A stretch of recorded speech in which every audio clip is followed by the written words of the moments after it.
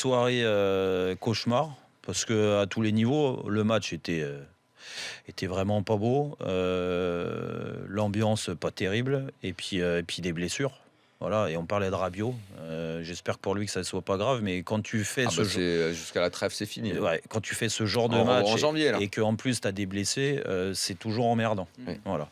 Après, les choix de Deschamps, encore une fois, parce que j'étais pas pour ce qu'il a fait vendredi. Alors, ça va porter ses fruits parce que l'équipe de France a gagné et c'est bien l'essentiel. Et on a compris que c'était l'essentiel pour lui, c'était de gagner les matchs avant tout, avant d'être spectaculaire.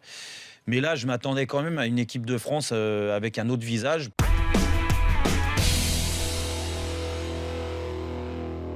Comment tuer certains joueurs? Tu mets Lucas Digne sur ce genre de match. Tu sais que le rythme va pas être exceptionnel. Lucas Digne, il a pris un gros coup derrière la tête parce qu'il n'a pas été titulaire vendredi soir et que c'est Patrice Evra qui a joué. Il a Henry en face de lui. Sidibé, il le remet parce qu'il a fait un mauvais match vendredi et c'est une façon de dire Sidibé, maintenant il faut que tu montes. Mais sur un tel match où il manque de l'engagement, il manque du rythme, c'est même compliqué pour lui. Devant, tu mets le petit Dembélé à droite complètement esselé et démerde-toi, fais un exploit individuel, mais sur une première titularisation équipe de France, c'est toujours compliqué et pas aidé par des joueurs d'expérience au milieu de terrain.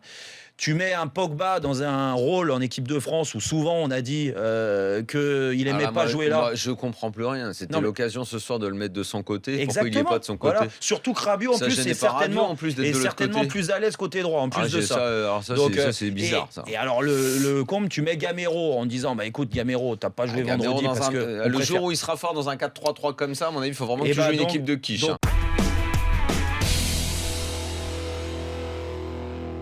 Il se trouve que Kanté et Matuidi sont pas, à chaque fois qu'on les voit en bleu, enfin on a beaucoup plus vu Matuidi que Kanté qui vient d'arriver, mais je vois pas comment on pourrait tailler Matuidi qui en ce moment effectivement fait l'objet de critiques assez virulentes du public en général. Je suis le premier à souligner depuis qu'il est au PSG, depuis toujours, ses limites. Ça, ok, je crois qu'on les connaît tous.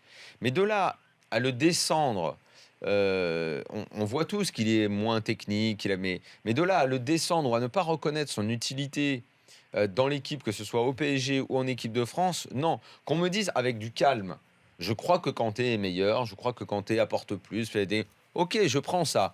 Mais de là à dire Matuidi qui se casse, poubelle, machin et tout, après tout ce qu'il a fait...